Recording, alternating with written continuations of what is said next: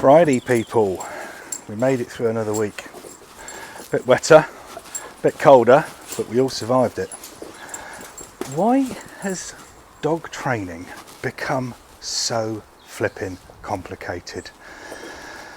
So many influences, so many people on social media telling us all something completely different. So many terminologies and words and phrases that we don't understand. I don't even understand them. You know, and I've got a number of diplomas and a fair few years of actually doing this for a living. But if it confuses me and other people, how do we think that owners, normal people that work 9 to 5, have a normal life, feeding the children, going to work? How do you expect them to understand it? When, you know, we're now talking about words like luring, shaping, stretching, proving, whatever. The list is endless. So trying to make this as simple and non-baffling as I possibly can, because people are just getting confused. People are just getting worried, they're getting anxious. Am I doing it right? I don't want to mess my dog up. Flipping heck, I watched a TikTok video last night that a woman in Los Angeles said I'm doing everything completely wrong. But then I watched another TikTok video of a bloke in California that's telling me I'm doing it right.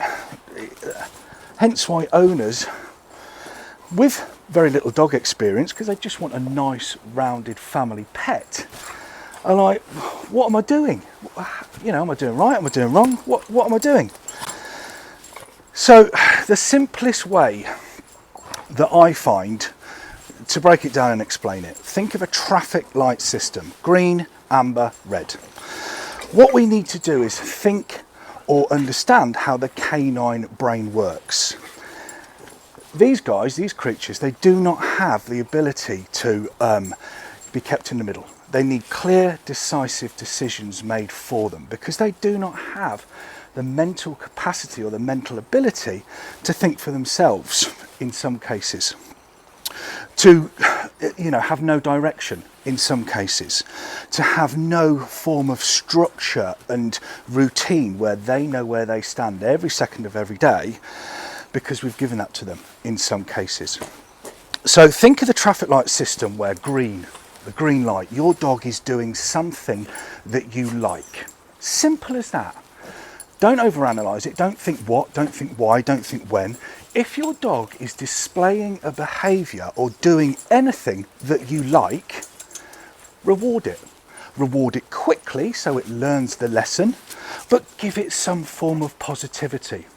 Treat, food, sausage, burger, play, games, fetch, physical praise, physical touch, la la la la la, yeah.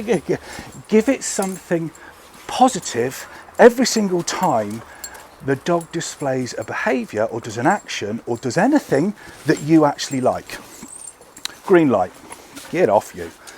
Red light, the complete opposite. If a dog is doing something that you don't like, jumping up, reacting, barking, not coming when he's told, eating the sofa, whatever. If the dog is doing something that you do not like, again, give it a negative response quickly so it learns that that behaviour is bad. So, ignoring, time out in a crate, the game stops, you're walking off, you get placed back on a lead, you don't get a stroke, you don't get physical intervention, you don't get a touch, you don't get praise or attention, anything that you know they would love, but because they've done something in that red zone, whoa, no mate, we are withholding that privilege, whatever it may be, and you are getting a negative response for your bad or naughty behaviour. Green, good, praise.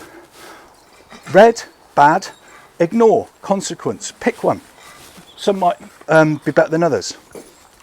But what we don't want to do, and what a lot of us do, is keep our dog in that amber state of mind, in that middle sort of ambiguous thought process state of mind, where in that amber zone Because the dog is confused, because the dog doesn't know exactly what we expect of it or exactly what we require of it, because it's neither red or it's neither green, the dog goes, well, I don't get it.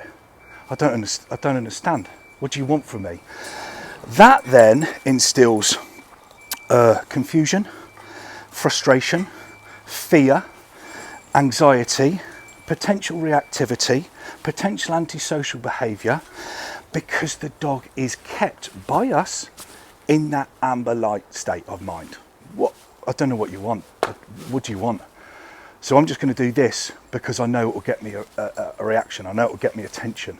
Maybe the red light attention that you get, but, or if you're lucky, it may be the green light attention that you get. So let's start making this simple. Let's not over egg the omelette. If the dog is doing something you want or you like or you enjoy or you're proud of, green light, brilliant, praise, la la la la, everything you could ever want. The dog is doing something that you don't like and you don't want it to continue, negative consequence. Lead on, time in the crate, game stops, yada yada yada. Do the very best that you can, never to go into that amber light zone. Stay well away from it. Lead your dog through its life with clear, precise, simple to start off with instructions. And as the dog learns and as the dog understands, then it becomes part of a routine. Praise, good boy, good girl. Praise, good boy, good girl. So, traffic light system.